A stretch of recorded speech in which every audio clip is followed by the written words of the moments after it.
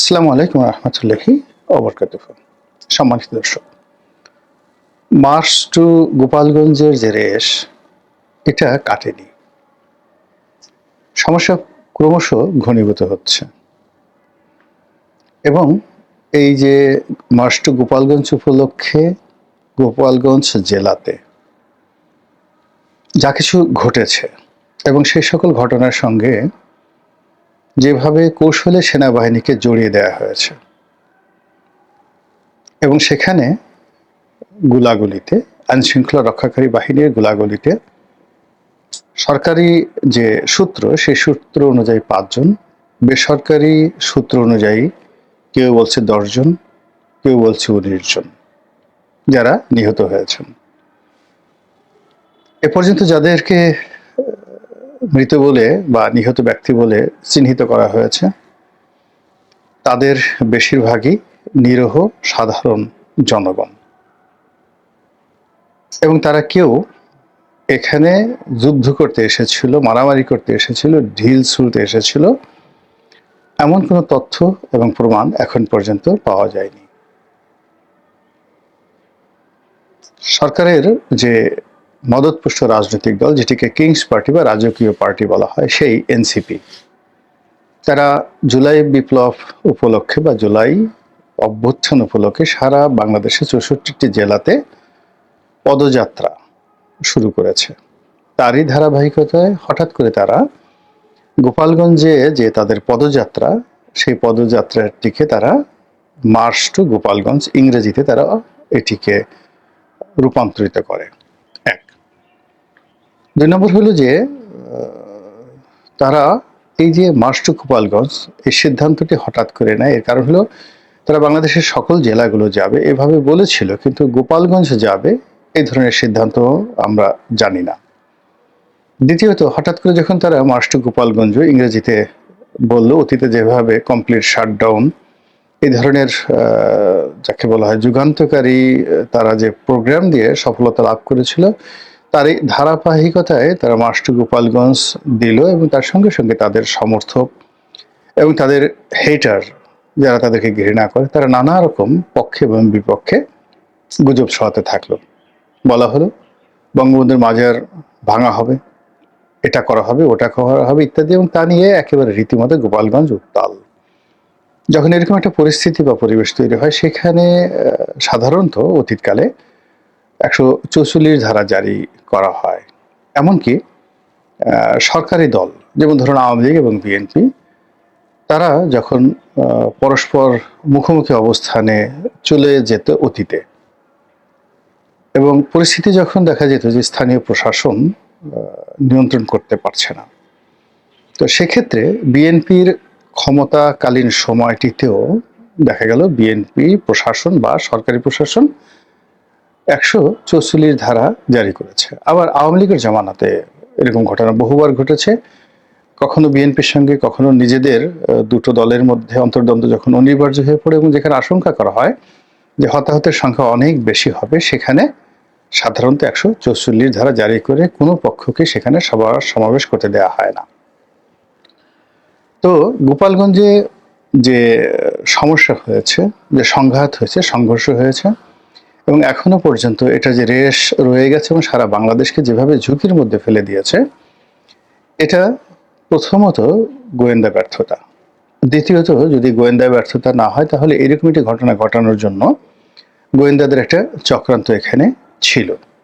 আর তৃতীয়ত, বাংলাদেশ সেনাবাহিনীকে আন্তর্জাতিক অঙ্গনে এটিকে যাকে বলা হয় কলঙ্কিত করার জন্য, জাতিসংঘ মিশনে এই সেনাবাহিনীর সুনাম এবং সুখ্যাতি এগুলো পুলিশের মতো করে দেওয়ার জন্য, এবং আমেরিকা যে সকল মানবাধিকার সংগঠন রয়েছে তার সঙ্গে সঙ্গে জাতিসংঘের যে মানবাধিকার সংগঠন রয়েছে, এই মানবাধিকার সংগঠন যেটা সম্প্রতি বাংলাদেশে তাদের অফিস করেছে, এই সংগঠনের দ্বারা সেনাবাহিনীকে কলঙ্কিত করা, দায়ী করা এবং প্রশ্নের মুখোমুখি করার যে একটা সুদূর প্রসারী চক্রান্ত রয়েছে, তা এই গোপালগঞ্জের মাধ্যমে হয়তো শুরু হয়ে গেছে।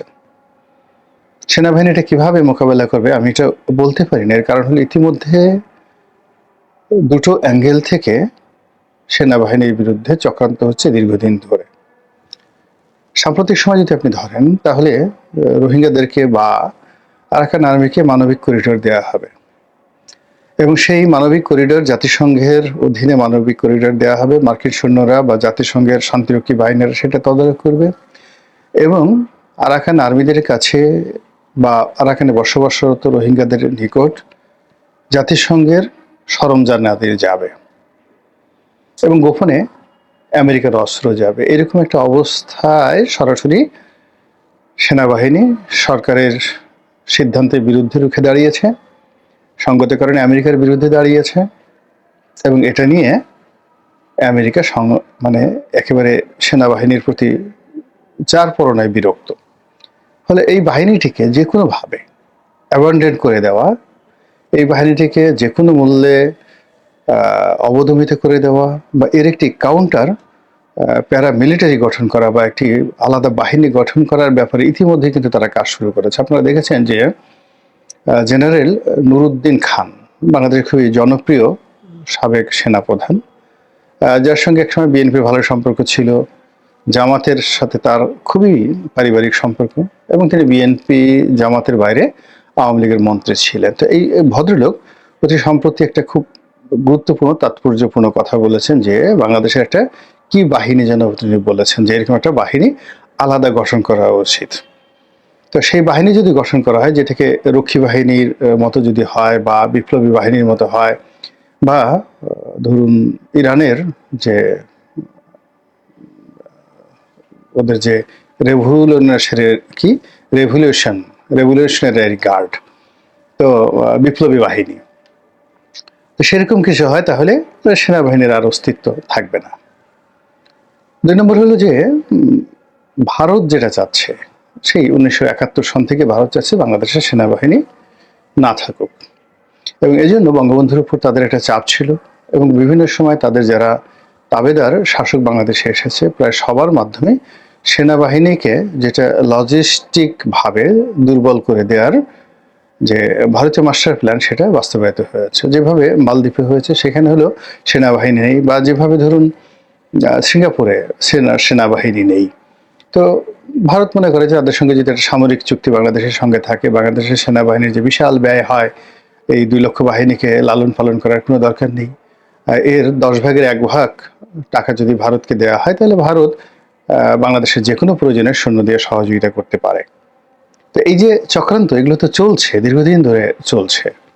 সেই চক্রান্তের মধ্যে এই জমানাতে এসে যখন এরকম গোপালগঞ্জের একটা ঘটনা ঘটলো, এটাকে আর যাই বলেন না কেন খুব সহজ সরল ঘটনা হিসেবে আমি মনে করি না। দ্বিতীয়ত, সেনাবাহিনী ধৈর্যের সঙ্গে গত 11 মাস ধরে নির্বিকার থেকেছে। তাদের চোখের সামনে অনেক হত্যাকাণ্ড হয়েছে, তাদের চোখের সামনে মাস্তানি, চাঁদাবাজি, তারপরে শেষে হয়নি এ ধরনের এহেন কুকর্ম নেই। তারা বসে বসে গোয়েন্দা রিপোর্ট করেছে, বসে বসে মুনকার নিকেরের মতো তারা অনেক কিছু লিখেছে, কিন্তু নিজেদের লাঠি বা বন্দুক ওইভাবে বেশি প্রয়োজন না হলে তারা কিন্তু উঠায়নি। কিন্তু এখানে একেবারে সরাসরি যুদ্ধ অবস্থা, জলে স্থলে অন্তরিক্ষে। এখানে হেলিকপ্টার গিয়েছে কিনা আমি বলতে পারবো না, কিন্তু নৌবাহিনীর যে গানবোটগুলো সেখানে টহল দিয়েছে গোপালগঞ্জের খালে বিলে নদীতে।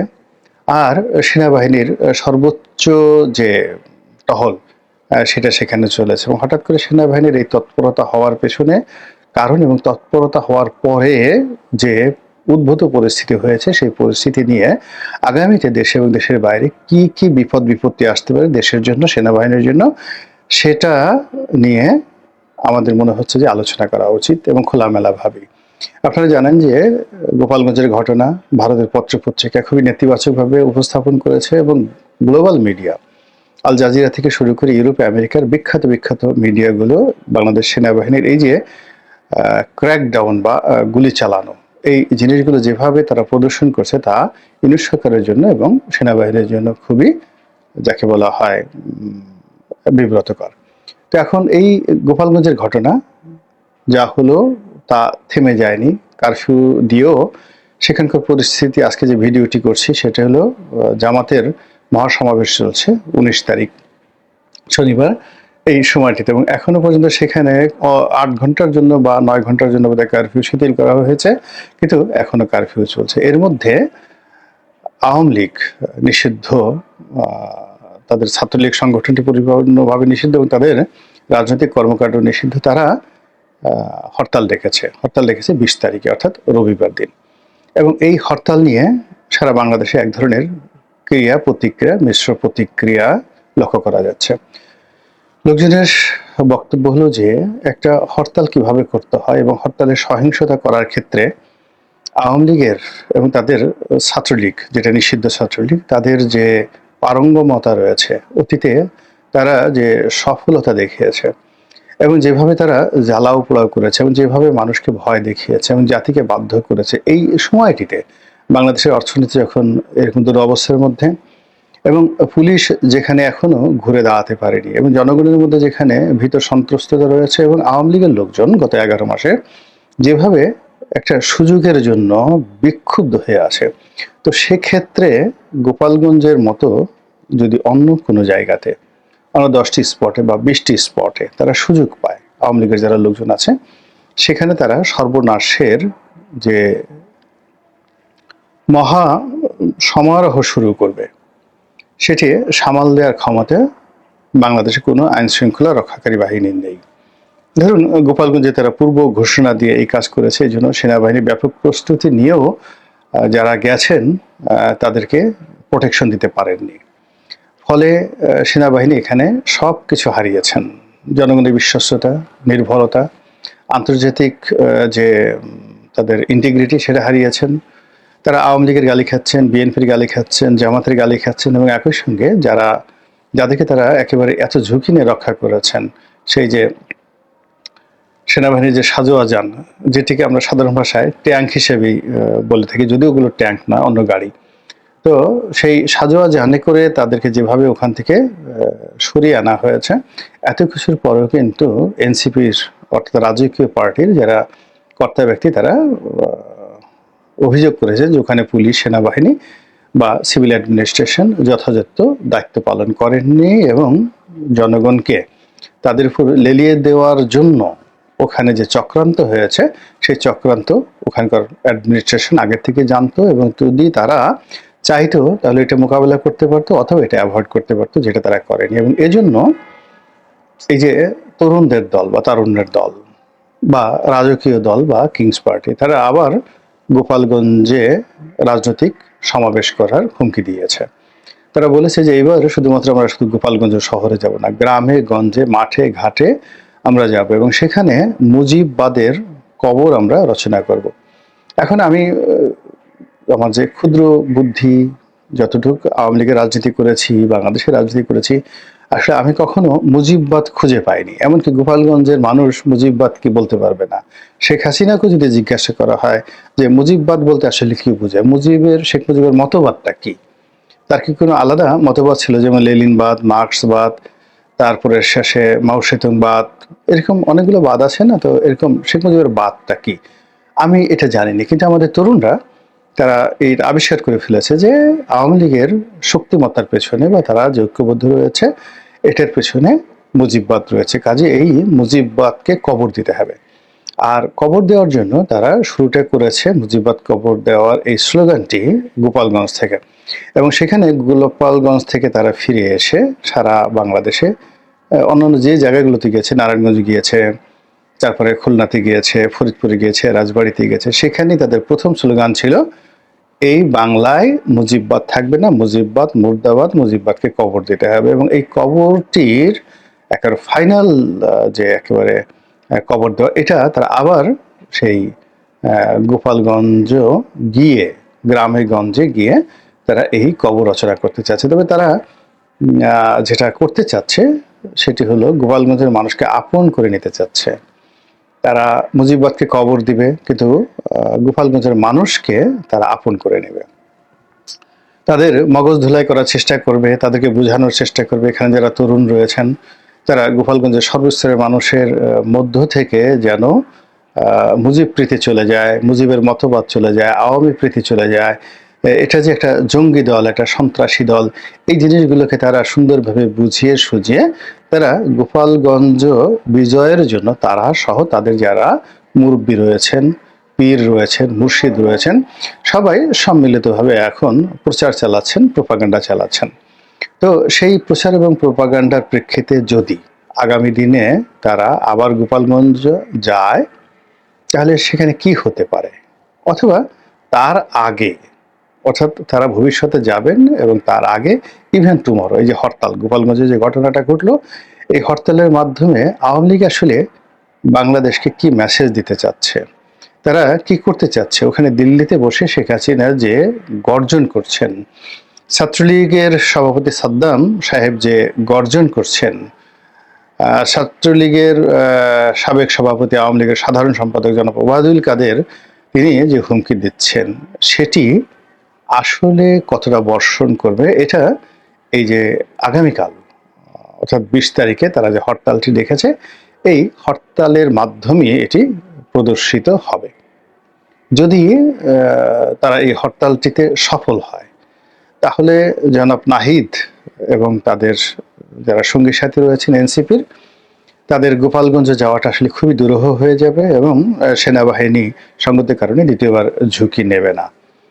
আর যদি হরতালটি তারা সফল করতে না পারে এবং এটি একটা কথার কথা হয়ে থাকে, তাহলে শুধু গোপালগঞ্জে যাওয়া না, গোপালগঞ্জের গ্রামেগঞ্জে গিয়ে প্রচার নয়, আরো অনেক কিছুই হয়তো আগামীতে আমরা দেখতে পাবো, এবং সেই যে দৃশ্য, সেই দৃশ্য দেখে আওয়ামী লীগের গড়াগড়ি করে কান্নাকাটি করা ছাড়া কোনো উপায় থাকবে না।